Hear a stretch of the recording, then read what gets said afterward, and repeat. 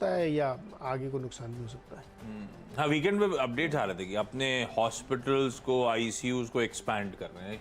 Cases बढ़ने का वो खतरा हो सकता है, लेकिन जो रोल बैक कर लिया है मेजर्स का, वो अब वैसे ही जस्ट करता चलेगा। इकोनॉमिक खोलने की तैयारी, ठीक है। ये सब चीजें हैं, कॉशियस अंडरटोन है। ऐसे में टीम मिक्स्ड है। मिक्स्ड क्या है, मैंने तो क्यूज ढूंढे। पहले दोनों आईटी मेजर्स रेड में रखे हैं। फ्राइडे को बहुत पेन था इन स्टॉक्स में, रेड में रख रहा हूं, लेकिन एक ध्यान, इन्फोसिस और विप्रो दोनों को। और एक बात ये है कि एचसीएल टेक आज अपना क्लैरिफिकेशन शायद लेकर आए।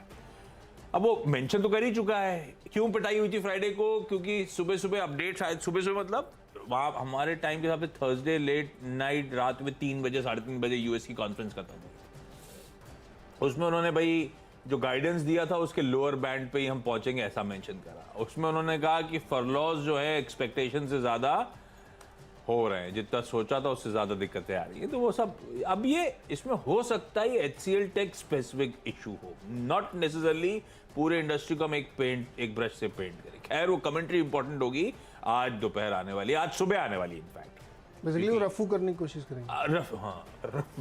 रफू करने की कोशिश हो रही होगी। अब वो रफू से अगर स्टीक का कन्विक्शन लौट जाता है तो फिर ये स्टॉक घूम भी सकते हैं, पर ये इफ्स एंड बट्स लग गए हैं थोड़ा सा। हम लोग कई बार सुबह सुबह इनसे बातचीत होती है तो कहीं इसने ले ऑफ, इन्होंने हायरिंग फ्रीज, ये सब हो रहा था। वही वो फरलॉस में भी बात कर रहा था एचसीएल टेक भी, अपना जब गाइडेंस कर रहा था लोअर एंड के आसपास आएगा। तो जैसे जैसे चर्चा हो रही थी अब दिखना शुरू हुआ है, पर वो पहली कंपनी आई है जिससे वो वार्निंग बेल मिला है। तो जरा सा वॉच आउट करने की जरूरत है इनको। फिर भी मैं रेड लेके ही चल रहा हूं आज की ट्रेडिंग सेशन के लिए। आप वॉच आउट करिएगा सीरीज को। पर 2 फार्मास्यूटिकल स्टॉक्स ग्रीन लेके चल रहा हूं, वो ट्रेड ऑफ कर लीजिए आप। डॉक्टर रेड्डीज और एल्केम लेबोरेटरीज, इन दोनों के लिए खबरें थी वीक। अच्छा, दोनों बड़े स्वीटली पोजीशन भी हैं, खबर अच्छी है। दोनों को यूएस एफडीए से अलग अलग दवाओं की मंजूरी। डॉक्टर रेड्डीज को ल्यूकेमिया के क्रॉनिक ट्रीटमेंट की जो दवा है उसकी हरी झंडी मिली। एल्केम लेबोरेटरीज को सीजर्स के लिए एक दवा का इस्तेमाल होता है, ठीक है। इन स्टॉक्स को रखना रडार पे। साथ में 2 ऐसे रखें, एक तो यूनाइटेड स्पिरिट्स। लिकर स्टॉक्स में फ्राइडे, हालांकि फ्राइडे को कोई ऐसे कोई मूव नहीं आया लिकर स्टॉक्स में। हमने तो जीएम ब्रेवरीज वगैरह मेंशन कर रहे थे, यार मेंशन नहीं कर रहे थे, लेकिन यूएसएल को रखिए रडार पे।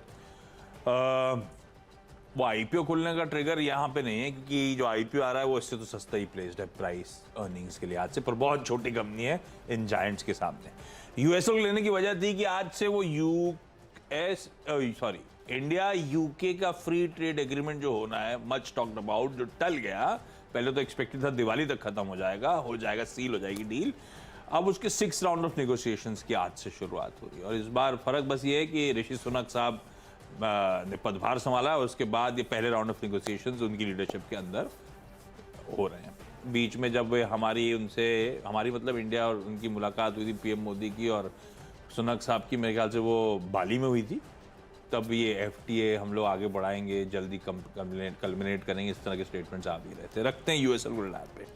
अडवाणी होटल्स एंड रिजॉर्ट्स को सिर्फ इसलिए अडवाणी होटल्स एंड रिजॉर्ट्स का एक ही रिजॉर्ट है, वो है गोवा का कैरावेला बीच रिजॉर्ट, जिसे हम लोग पहले रमादा बीच रिजॉर्ट कहते थे। मेंशन इसलिए कर रहा हूं क्योंकि कल हुआ मैनेजमेंट से, जब भी गोवा रिलेटेड बातचीत हुई कई सारे मैनेजमेंट से, सब गोवा इंटरनेशनल एयरपोर्ट जो नया बन रहा है, अदरवाइज जो पुराना एयरपोर्ट था उस पर रिस्ट्रिक्शंस बहुत थे। कल वो नया एयरपोर्ट इनॉग्रेट हो गया है। उस इनॉग्रेशन के साथ इंडिगो ने 168 वीकली फ्लाइट्स, गो फर्स्ट ने 42 वीकली फ्लाइट्स, इस तरह के अनाउंसमेंट्स करने शुरू कर दिए। बेसिकली ट्रैवल टूरिज्म खासा पिकअप होना चाहिए, कनेक्टिविटी काफी बढ़ती हुई नजर आएगी इस इंटरनेशनल एयरपोर्ट के बाद। स्लॉट्स मिलेंगे सबको काफी सारे। अडवाणी होटल्स को इसलिए मेंशन कर रहा हूं। पहले तो बनता कि डेल्टा कॉप भी मेंशन कर, लेकिन डेल्टा कॉप बहुत सीरियस करेक्शन में चला गया, तो डेल्टा कॉप नहीं मेंशन कर रहा हूं, सिर्फ अडवाणी होटल्स के साथ इन ग्रीन रख के चल रहा हूं। हो गए मेरे 6। आज अगले मेरे 3 एक ही खबर पे है। डिफेंस वाले पे हमने थोड़ा ध्यान दिया है, एचएएल, बीईएल और भारत डायनेमिक्स। इसमें दरअसल क्या हुआ कि राजनाथ सिंह का जो बयान था वो डिफेंस मिनिस्टर के तौर पे, उन्होंने बताया कि 14,000 करोड़ रुपए के डिफेंस के सामान एक्सपोर्ट किए गए भारत से, जो 21-22 फाइनेंशियल ईयर के लिए।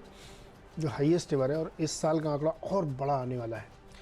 तो हम लोग कमेंट्री सुनते रहते हैं HL की, BEL की बहुत सारे आ रहे हैं, तो मुझे लगता है कि आज रडार पर रहनी चाहिए। और एक आगे बताऊंगा, एक कंपनी ने अपना इन्वेस्टर प्रेजेंटेशन भी दिया इसी सिलसिले में, तो मुझे लगता है काफ़ी बढ़िया है। और सरकारी मान के चल रही है कि 2025 तक 25,000 करोड़ का एक्सपोर्ट भारत करेगा। इस तरीके के नंबर्स आ रहे हैं। 2023 में अकेले 19,000 करोड़ के एग्जीक्यूशन की बात चल रही है।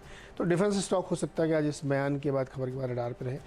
तो HL और BEL और BDL ध्यान में रखा जा सकता है। छोटा सा एक ब्रेक से लौट के आएंगे तो अगले 4 खिलाड़ी। बता दें कि मनी कंट्रोल पर दिए गए विचार एक्सपर्ट्स के अपने निजी विचार होते हैं। वेबसाइट या मैनेजमेंट इसके लिए उत्तरदायी नहीं है।